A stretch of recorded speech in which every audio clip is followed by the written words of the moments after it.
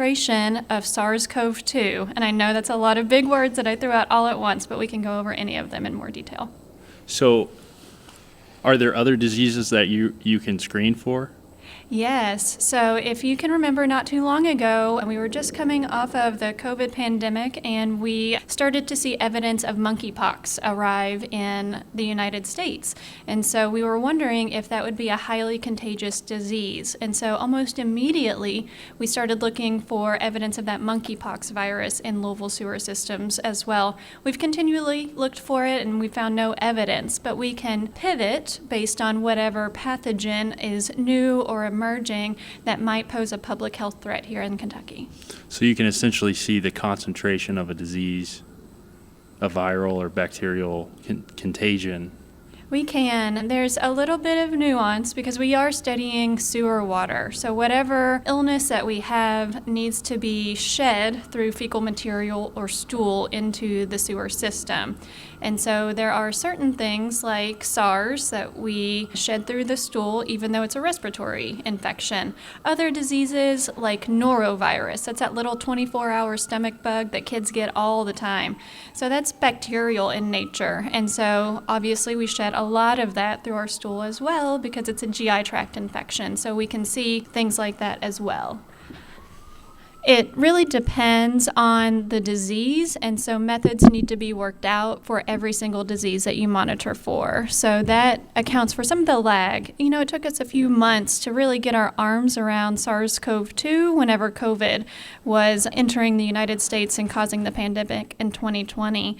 And right now we've been working on a broad panel to look for about 40 other pathogens here in Louisville.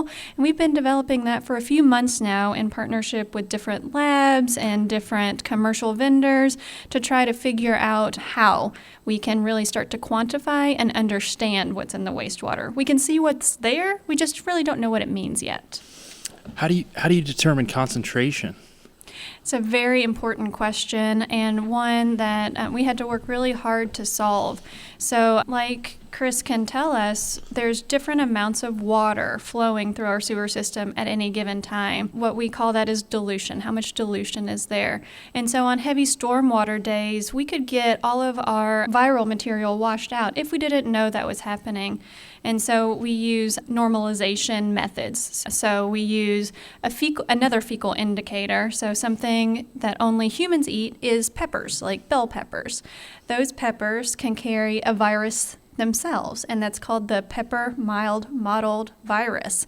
And so we can look for that virus in our sewer system, and that tells us how much human fecal material is in that sewer sample. So we can then normalize how much of the other pathogens and the other viruses that we're seeing in that milliliter sample.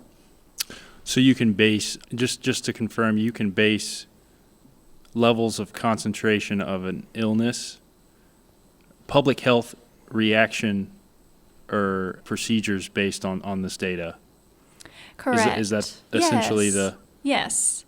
So for example, during COVID, we broke up Jefferson County into different sewer sheds. So there are different areas of the city that we were monitoring. So we could look at testing results that Louisville Public Health was providing, and we could look at wastewater concentration, and we could see if those results corresponded with one another. So if there was high wastewater concentration, we would expect there to be a lot of positive tests. Sometimes that wasn't the same pattern. Sometimes we saw high levels of SARS-CoV-2 in the wastewater, but very, very few tests being done. And so because there was a mismatch there, we could say, hey, something's not making sense here. Public health and wellness, perhaps you should deploy additional testing resources to this area to see if it's really an area of low infection or if there's an access issue.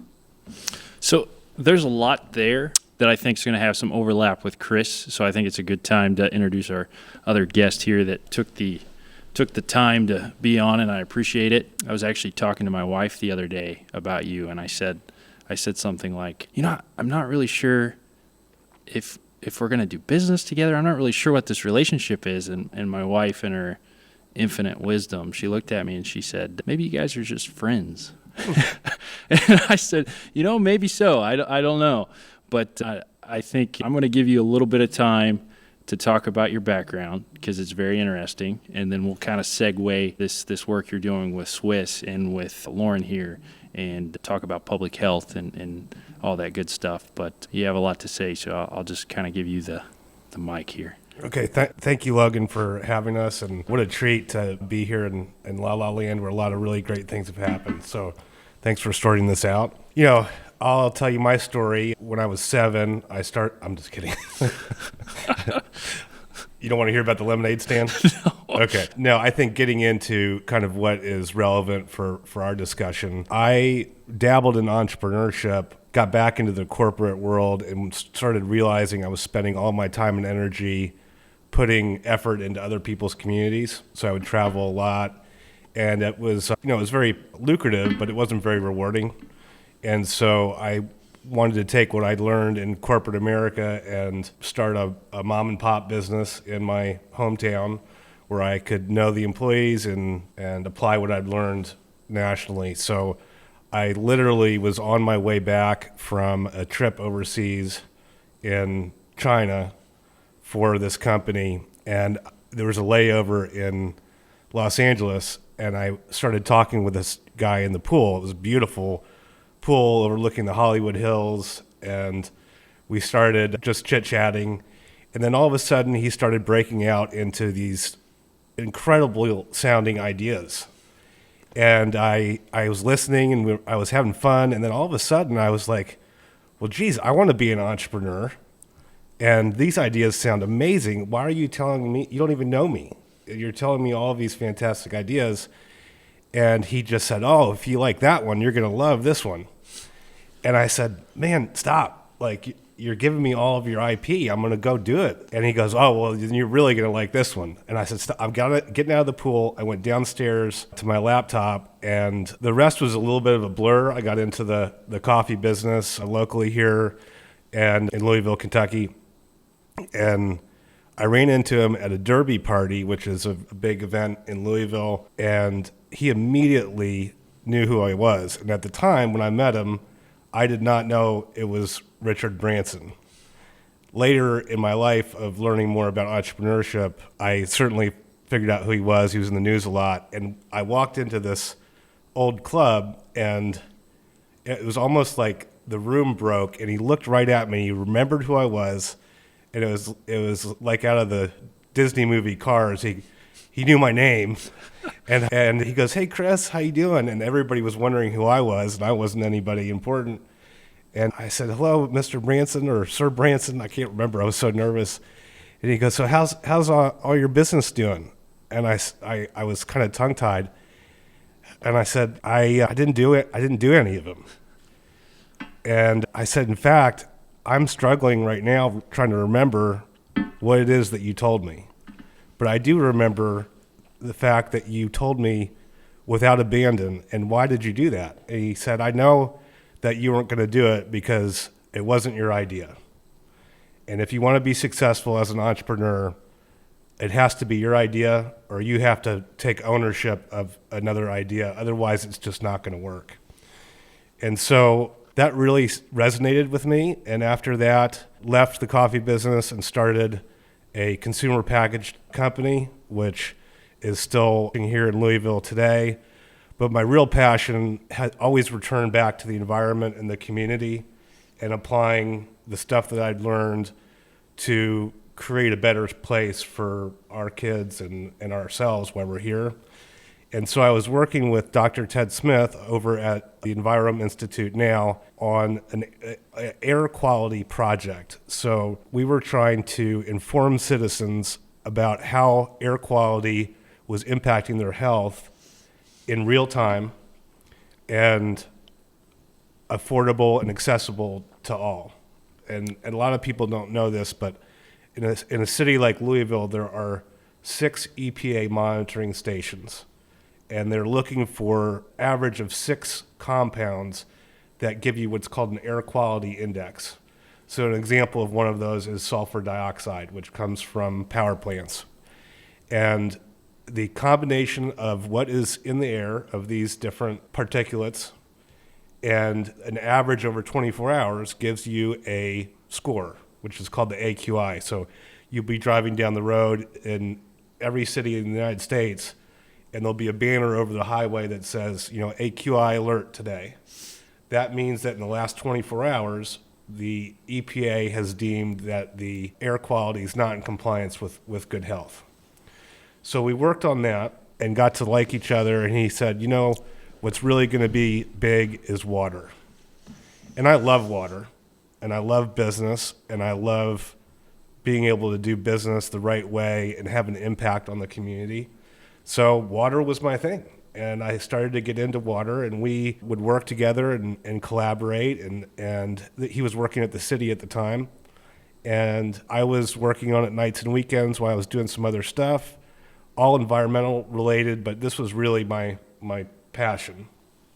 And so I ended up selling a company and focusing on SWIS, which is the name of our concept, Stormwater Information System, full-time, and becoming fascinated with all types of water. And as Lauren mentioned, it's a huge space. There's drinking water, there's microplastics and PFAS awareness, there is stormwater, there's wastewater, there's water infrastructure. And it's amazing to me why this wasn't more prolific until it became a problem, because it's a part of everybody's life. And so by focusing on this space, I was able to attract and retain the attention of experts like Lauren and Dr. Gautam Gupta, who's in the studio with us today, who is passionate about water as well. And we are moving forward on a private-public collaboration with the intention to demonstrate that educating consumers at the source of the problem will have an impact on behavior in the highest fidelity. And so that's what we're doing, and we're building a business around it, and we're leveraging the patent that we licensed from the University of Louisville, who is dedicated with a sustainability plan and also interested in water. So I think a good segue there, because before we get into Swiss, which there's a lot to talk about, I'd like to talk to Lauren a little bit, give her a chance to talk about the negative public health implications of air and water and runoff. These are all good examples of why health and place are so closely related. So if I know your zip code, I know more about your health outcomes that you will experience than if I knew your genetic code. And so air pollution is regional. So if I live Interstate 65 or 64, I have to breathe a lot more air pollution than the folks who may live a mile or two away from those places. And so part of the area of research that we focus on is public health interventions. So we're interested in testing ways to improve population health through things like green buffers to block that air pollution from reaching you. We're interested in the public health utility of wastewater monitoring as well. So not for specific interventions that we would do in the sewer system, but how we can inform public health responses. So if there is another emerging threat on the horizon, we need to be able to know as soon as possible, and wastewater monitoring is one of the ways we can make that happen. It has broad utility. So for instance, the Swiss device could tell you when a combined sewer overflow is happening. And so that happens when there's a rainwater event and sewer water and storm water are mixing in our combined sewer system. And there needs to be an outlet for that. So I live by one by Beargrass Creek. And so, personally, I know whenever there's been a rain event, I need to keep myself, my children, and my dog out of Beargrass Creek because there could be sewage material there from that event. And so things like the Swiss monitor can help bring those messages home and let people make informed choices, just like the air quality index does. So on an air quality alert day, if you have asthma, you should not mow your lawn outside during peak rush hour. If you see that your Swiss monitor is alerting you that there is a CSO overflow, probably don't go swim in Beargrass Creek that day. Yeah. as I mentioned, because there's something unique about the Envirom Institute and the vernacular of what it means. And I don't want to get it incorrectly, but I'd like to be reminded it's the intersection of your. Will you tell us, please? Sure. So the envirome is everything that is external to your body.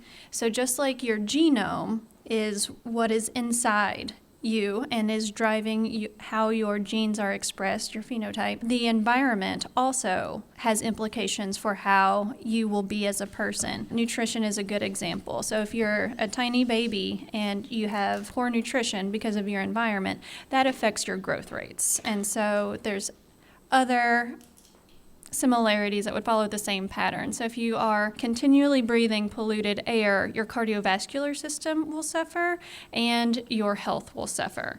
And so we have somewhat of an understanding of how your genetics impact your health outcomes. We don't as fully understand how your environment helps to shape your outcomes. And so we view the envirome and the genome as complementary. So they interact to help you become the person that you are. So you talk about the air quality index, right? And the component of Swiss that's so interesting for me is that how do you match information with behavior? So, for example, the air quality index, in some respects, I have to go out of my way to find. But with your Swiss device, this is a real-time update with, I'm assuming, an economic incentive to change behavior. Yeah, so this is a great question, and it comes up often when we're talking with folks. One of the things that we've realized over time when it comes to solving any type of problem is that identifying and treating it at the source of the problem is the most efficient way to resolve it. So take a spray aerosol can, for example. An aerosol can takes about $1,000 of remediation for a classic analog can that gets dispersed, the CFLs into the environment. We could subsidize the dollar for each can to create a aerosol that's not damaging to the environment. So saving $999 by solving the problem at the source rather than having to go back and fix it later. So we learned this a long time ago, and we don't do it in every industry, and we aren't great at it, but we're getting better. And so this really started, over time in many different industries. So if you take our awareness that not having safety restraints in cars is bad, that people get hurt if they're not restrained. So first of all, we didn't know it was bad when we were making cars with no seatbelts. Then we figured out it was bad, and we wanted all of the car manufacturers to put seatbelts and seatbelt lights in their cars. Well, the manufacturers said, well, that's prohibitively expensive. We didn't know that it was bad when we were making the cars and put this huge production line out, that we were going to have to do this, and it's going to take us some time to fix it. So the Department of Transportation said, okay, thank you for acknowledging that you understand now. We know that we didn't know this when you started, but you have some time to fix it. And in the meantime, you're out of compliance. And we need you to do something immediately that we think is going to have an impact. You need to tell people to fasten their seatbelt. And so that's where all of the buckle up, it's the law, all of the dummy advertisements that were run on TV, those were all paid for by car manufacturers until they could get their vehicles into a spot that could make a difference without people having to think about it. And so Swiss is like the seatbelt light for water. It doesn't care if you pay attention or not. It's notifying you so you can make the choice that is deemed to be now the best choice for the environment, for your children, for compliance with the EPA. You don't have to listen to it, just like when you get in your car, you don't have to put your seatbelt on. Toyota does not know if you've buckled your seatbelt or not, but what they have done is they've informed you that and reminded you of a very simple behavior in a non-intrusive, simple way. So that's part of the beauty of some of these notification programs. They're affordable, they work, it's cheaper and better for the environment than going and digging up Main Street. We call it a Main Street thing. We feel it here in Louisville, where we have to move a significant amount of dirt, which takes fossil fuels and is disruptive to traffic flow and people's daily lives. And not to get too complicated, the rainwater is not the problem. The problem is bad stuff going into public waterways at a concentration that is unacceptable because it's hard for it to be diluted. And with the combined system that we have in our city and 700 more in the United States, it is a volume issue because we're driving rainwater and sewer water through the same pipe, and the treatment plants cannot keep up with the volume. And so it has a choice to make. Do I dump it out into the river, or do I hold it back, which means it backs up into people's homes, which is really, really high concentration in places where people are living. So it's going to take a multi-pronged approach of awareness and work like what Lauren's doing at the Environment Institute. Over at U of L, there's several champions that are approaching this in several different ways. MSD is doing a great job addressing aged infrastructure, but there is no longer one silver bullet. It is a portfolio effect of solutions that's going to make a difference.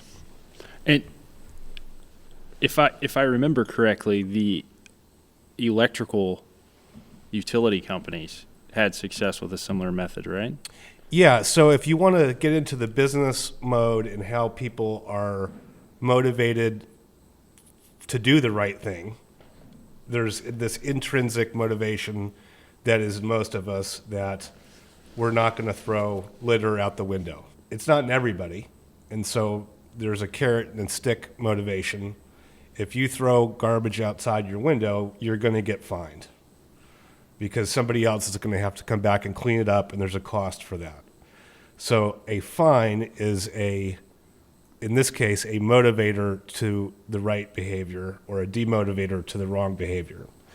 And just like the Department of Transportation, the electric company was facing a problem with a realization first, which happens is, oh, wow, we can't just blow stuff up into the atmosphere.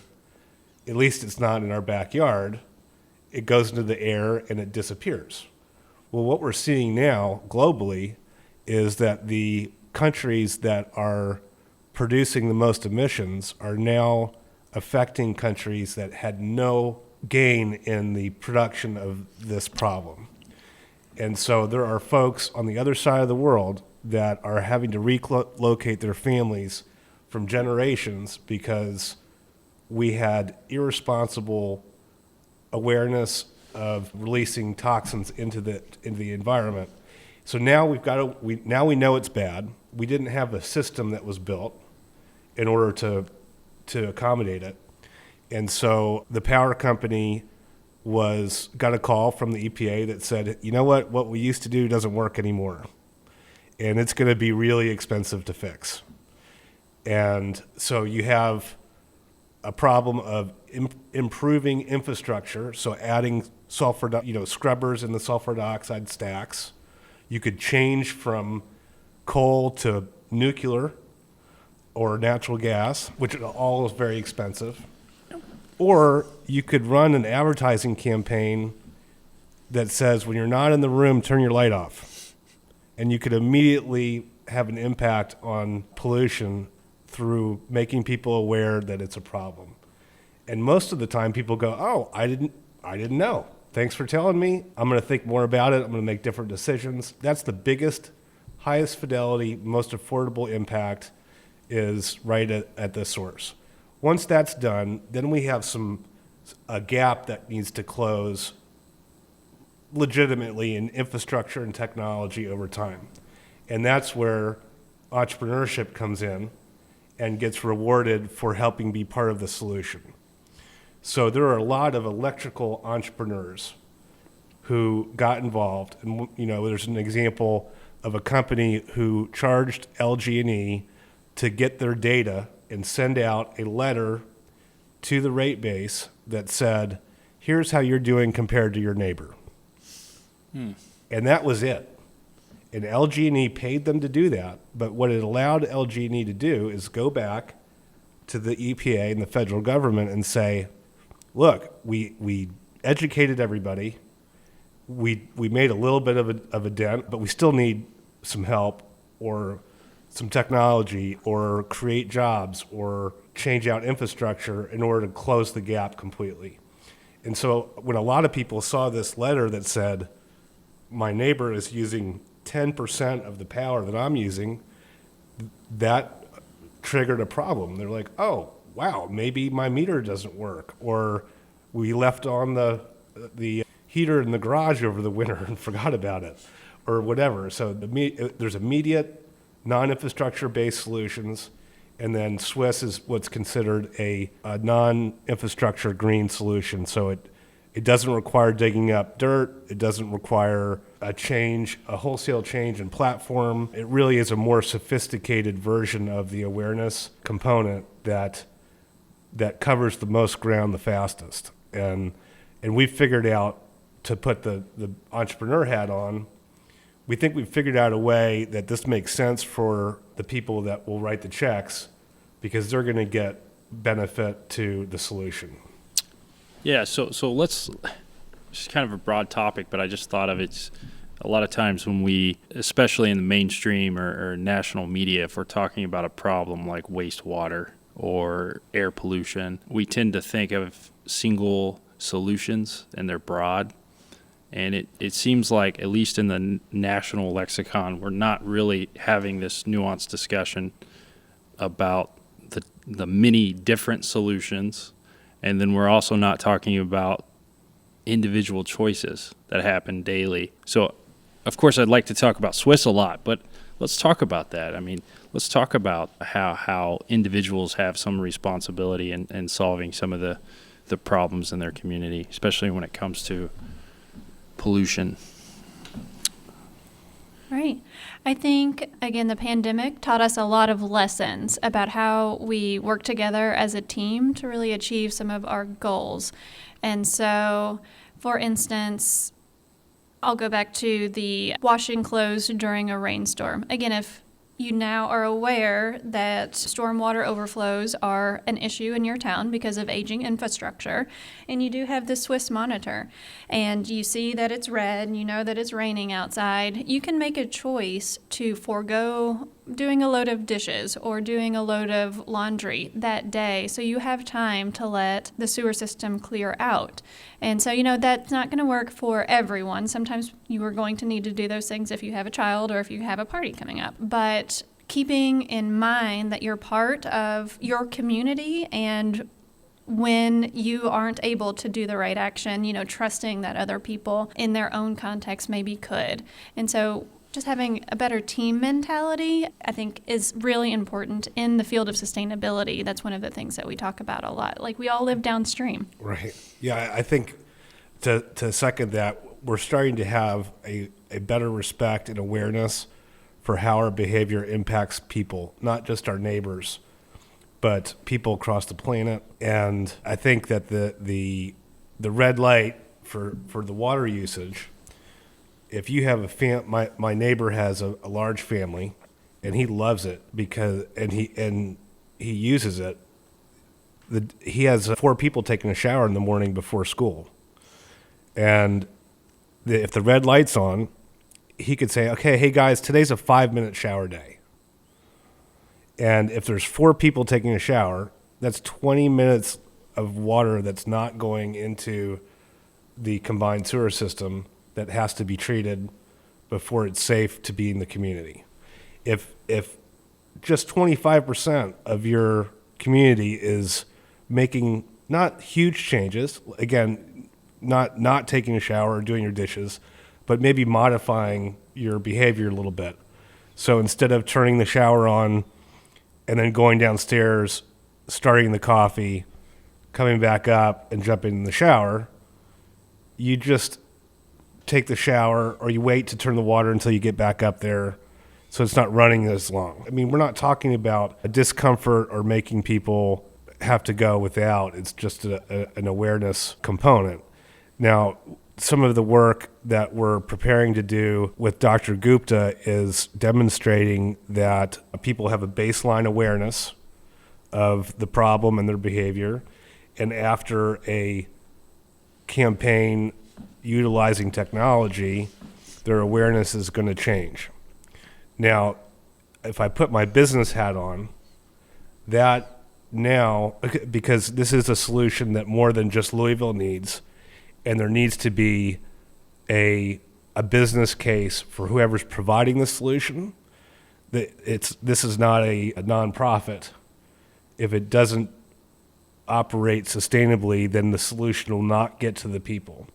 So the responsibility is on me to run a sustainable business so that we can continue offering solutions to people who are open to them nationally and even internationally. And part of that is preparing and seeing what people use and what they don't. But there's also commercial applications to this. You know, I just bought a washer and dryer. I don't know if I can say from who, it doesn't matter, but it was a smart appliance. And they wanted me to plug my smart appliance in, and it was stickers all over it that said, plug it in. Here's the easy 1, 2, 3 steps. And I'm sitting there and I'm saying, I don't understand what the benefit is for me to allow you access to my home. And it turns out that 50% of the people who bought smart appliances were adamantly against plugging them in because there was no benefit and there was fear of monitoring or adjustment of the way that the unit works without knowledge.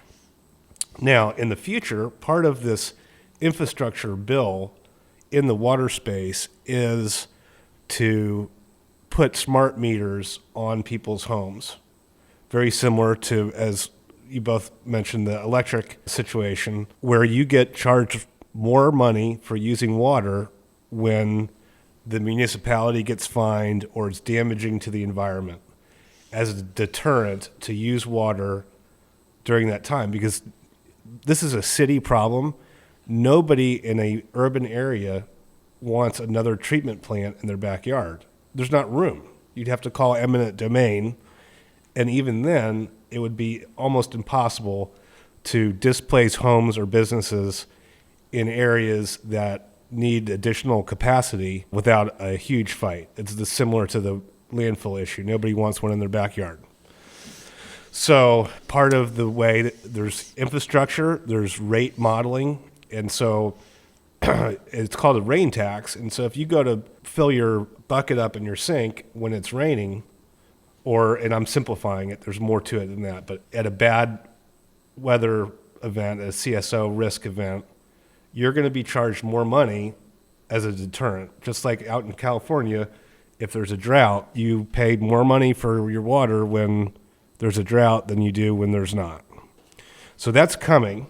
So part of the business model for the commercial appliances is integrating our algorithm, the patent that we have, into the circuit board, which could be a firmware push, that it's a red, yellow, green light, or you can control it from your app, because the problem also happens and is exacerbated at times. So, we're right off the heels of COVID, so things kind of evened out a little bit more, but that is not going to be forever, and people are going to return back to scheduled work days. So guess what happens at 8 o'clock in the morning in the city? Everybody hits their dishwasher, taking showers. Maybe it's not 8, whatever. But in this period of time, it's consolidated, and we now have the technology. I don't care when my washer runs when I go to work. I don't care if it's done an hour before I leave or an hour before I get home, as long as it's done when I get home. If it's going to make a difference in the environment and I'm going to save money on my water bill, I'm going to hit the green button on my device which says, go ahead and wait until the coast is clear and run it then. And if I hit the yellow button, it means wait until the coast is clear, but I want it done before I get home.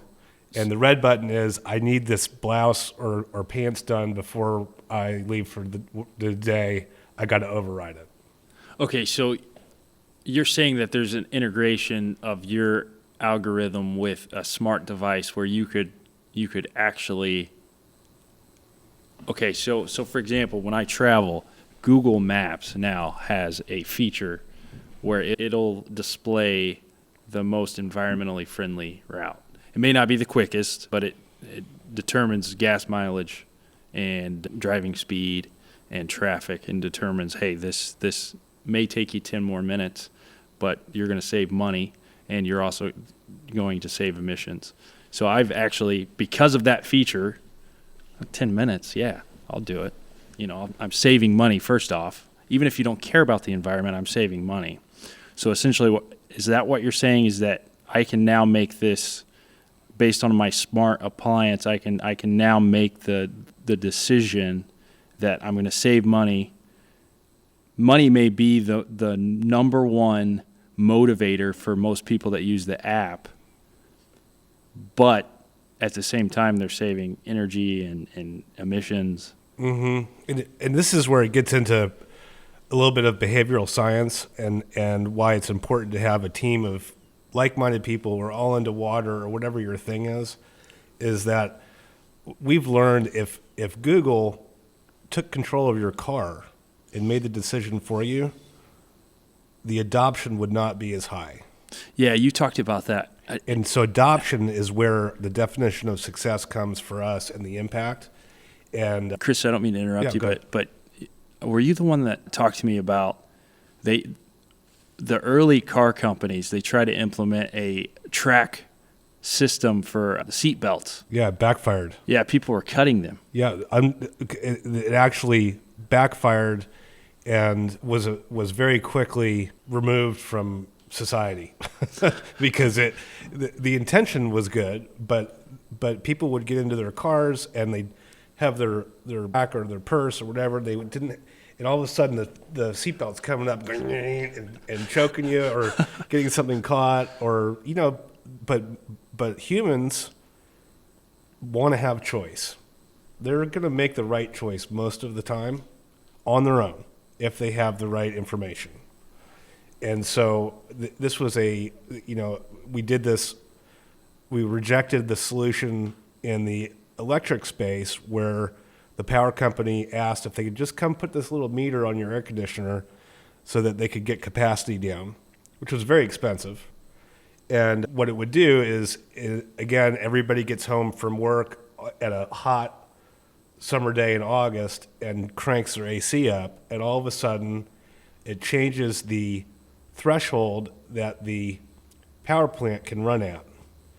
And so the way that power plants work, most of them, there's some exceptions, nuclear or natural gas where they can fluctuate a little bit, but most of the time you have to run a power plant at forecasted capacity almost all the time. If you don't, and there's a spike or there's the Super Bowl or there's a game or whatever, and you have blackouts, people get really upset. So if they're running at 90%, and that's the number, that's a lot more emissions than if they're able to get that maximum threshold down to 80%. You don't have to do anything physically to the plant in order to reduce emissions immediately by 10%. So that's where the attraction came into now looking at awareness and behavior is, wow, we can move the needle 10% without major, we're not going to be able to move it all the way. Then you come into adjusting peak times with throttle mechanisms. And so you'd put this thing on their air conditioner, people would rip them off. They'd turn their air conditioner on because they were hot. They didn't want to be hot. And it wasn't good for the equipment because they didn't do their homework, and it wasn't built to run and decrease the power. And I won't get too technical, but a lot of people had to replace their equipment. And so that program quietly faded away. And so we've learned a lot. There's a lot of precedent in how do we make an impact. And so I know it sounds simple, but guess what? The seatbelt light works. And they don't have to call you, or Toyota doesn't care if you plug it in or not. Just notifying you. Now it's annoying. It'll bing at you for a while, but if you really don't want to wear it, it'll stop binging. So, and that is a temporary solution, because as technology improves, seatbelts are going to become obsolete, because you're going to be able to put your newborn kid in the front seat of your car, and the seat will be able to measure the weight of your child, tell which way that the kid is looking at the time of impact, and supply support in the right ways, much better than seatbelts. And it wouldn't matter where you're in the car, you're crawling over the seat, whatever. I mean, we're not there yet, but the seatbelt and the light were a temporary, at the time it was the only solution, highest technology, but now we're learning that as problems increase, solutions follow quickly. And, car seats for kids are better than lap belts. Lap belts were better than nothing, but car seats are still, they're a pain. They're difficult to use. You're supposed to go to the fire station to get authorized to install one. It's not the end-all solution. And so ultimately, and this is one of the things that bring the passions about water together between different intersections, is some of the things that Dr. Gupta is working on is the future of sustainability that's beyond notification. This is being able to count on your own ecosystem for water and energy. And, in 40 years, we won't have power plants probably. We're going to need them for a while. But ultimately, our technology will get to a point where we can environmentally, carefully create our own ecosystem. And I believe in technology and humans. So we'll discuss that in a second, because that's interesting. I know Dr. Gupta is here watching this today. So Lauren, I just came up with a question. I was thinking about this as somebody that lived downstream from Louisville for many years. Why should I care what gets pumped into the Ohio River? Well, again, we all live downstream. I am from Owensboro, Kentucky, which is also downstream of Louisville. And, I'll just point out Louisville is downstream from Pittsburgh. There's a lot of metal industry up there. And so one of the reasons why we should care is that I use forever chemicals, since you brought them up already, PFAS and PFOA. So these are called forever chemicals. They last a long time in the environment. They have been tied to 16 different disease classes, including multiple kinds of cancer. And so if a facility in Pittsburgh or a facility in Louisville is producing PFAS and PFOA, those forever chemicals, and putting them into the water, and then I recreate in that water down in Davis County, or my dog does, or my child does, I am increasing their risk of developing cancer by minutia. But the idea is that we should minimize risk. We should not create hazards that we have to deal with later. And so when we're talking about solutions that can happen at the business scale, it's really important. So, water is so important to what we do every day, from drinking to washing to recreating. We need to make sure that it's safe for people to interact with as, a medium for life. Yeah, that's a great example of treating a problem at the source. It's much easier for us to identify sources of PFAS before it gets into the water table than it is to go treat cancer after we catch it. So we're getting smarter, and an example of a PFAS material might be a nylon or used in garment production. Teflon pans. Yeah. And, it is ubiquitous in the environment now. We have researchers from the University of Louisville who are sampling whale blubber for the amount of those forever chemicals in there. It's in the polar ice cap, so it is definitely a ubiquitous problem that will take a lot to solve. Is Are the forever chemicals something that we can filter out in terms of, so if we have a flush of these chemicals in the Ohio River and Evansville, Indiana, for example, municipal water came from the Ohio River.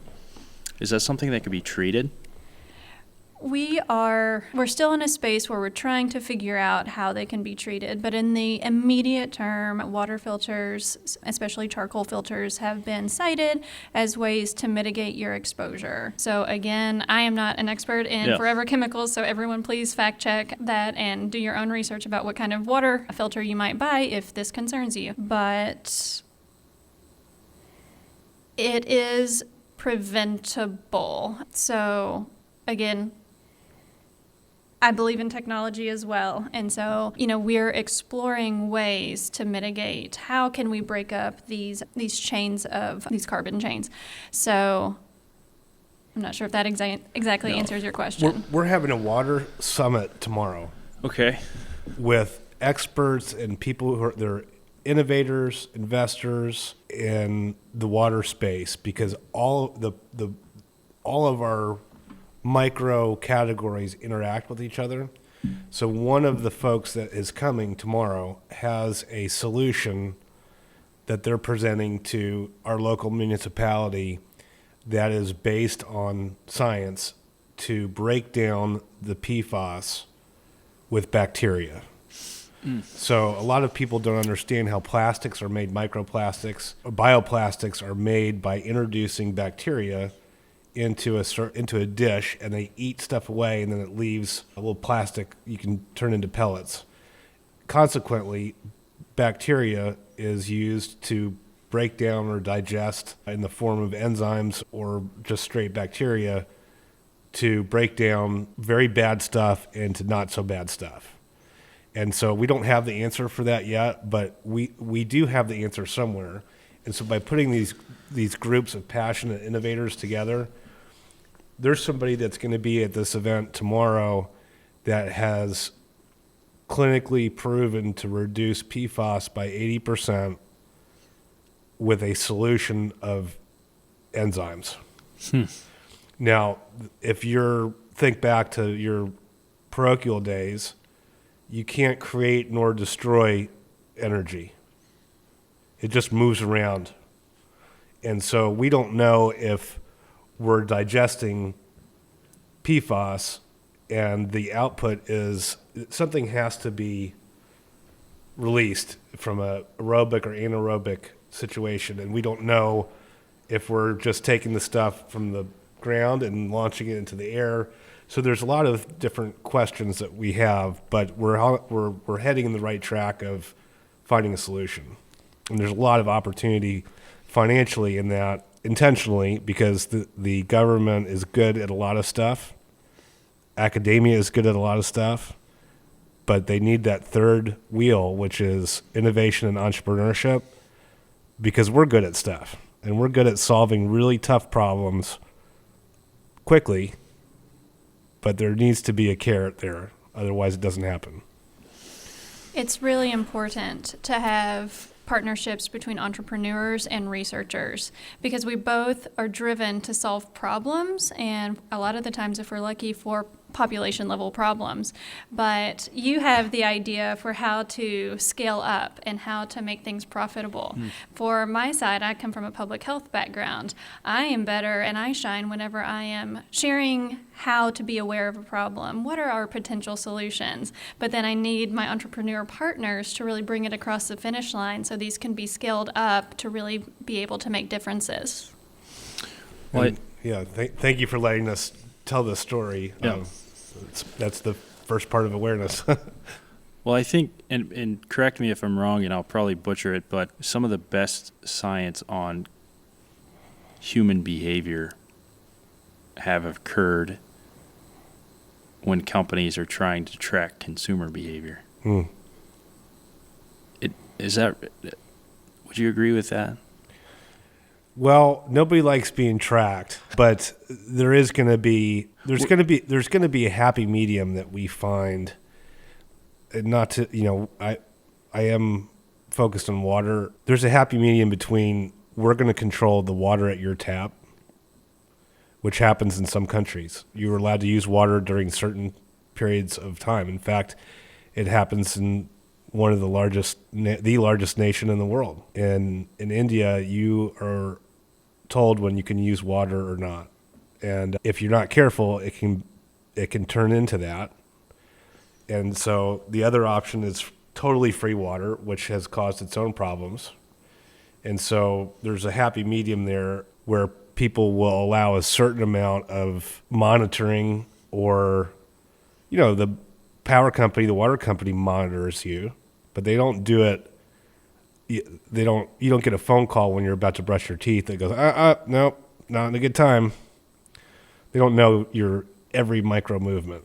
And I don't think people would tolerate that. So there's a difference when it comes to commercial appliances versus government expectation.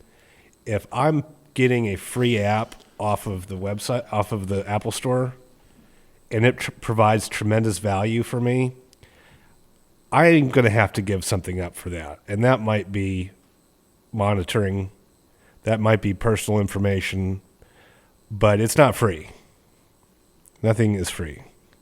It's just, are you willing to pay the cost for what you want? The utility is really important. So the utility of that app needs to outweigh the cost of doing that.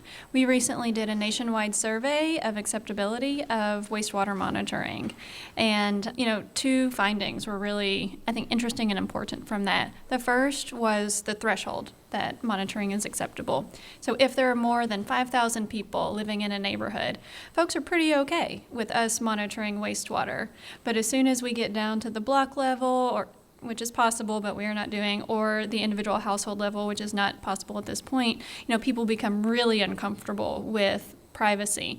And so the guideline, if your data is anonymous with 5,000 other people's data, then it becomes more acceptable.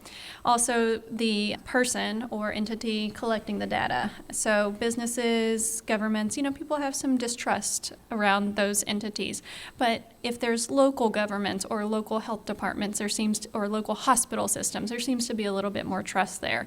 And so there's a lot of calculus that goes into our thresholds for who can monitor us and in what circumstances. And marketing did provide a lot of those lessons. So public health learns from marketing all of the time. Yep. Is there, so we'll edit this part out, but is there anything else that